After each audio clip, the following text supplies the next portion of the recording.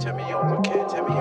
Are you ready? We're about to turn out, you know what I mean? Eat double cups.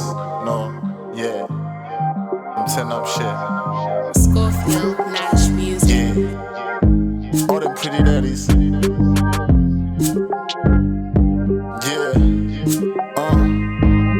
Do you wanna one up in the P demo club? Love in the club. Santa City person talk about the cup. Eat double cup. See and go cuff. Ndafuta moyo wako cause you know ndiri mbiva. Ndaroone my drinks. Saka ndiri easy. My baby no love kwita konge Mr. Easy. Kana unene ishga easy. Saka gimme nice. Oro no my body for the night. Diwe wanda wona uri right. Chukuja chiuno uri maide. Yeah. Andisunya so wanna ndakapeka blingo. Ndawona chisa chako but I couldn't let go. Let me show you I'm a god. You know need a bag. Me na action park. I look fresh at the card. Blend with the cup. Baby let's hook up. Baby hande kumba. The Nike on the way. Baby hande kumba.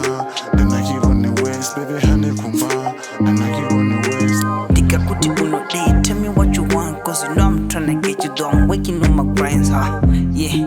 Shari never hesitate cause the panda tokuona babe I never meditate like what? Even divo uri best wakanaka mumasiso ndikatarisa kuface saka hande kumba kwangu inandite zvema rest anditode zvekumurwa kana nemuno maface Do you wanna panda P demo club? Love in the club. Santa City person talk about the cup.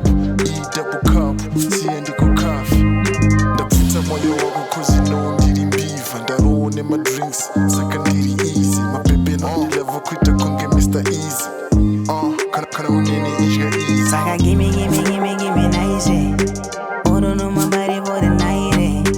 Diwe wanda wona uri right. Chukuja chiuno uri maide. Yeah. I know you my type of girl. Chaku butter boy can get up away. Ay. Didn't way, didn't feel some type of way. Chaku butter boy can get up away. Now I'm in the mission, panda wanna listen. Watu sondichinja kungamine new season. Iwe baby watu songo ndipa ime reason. Nikuto songo kuita kuto upinde mu kitchen. Ndafuta moyo wako cause you know ndiri mbiva. Ndaroone my drinks. Saka ndiri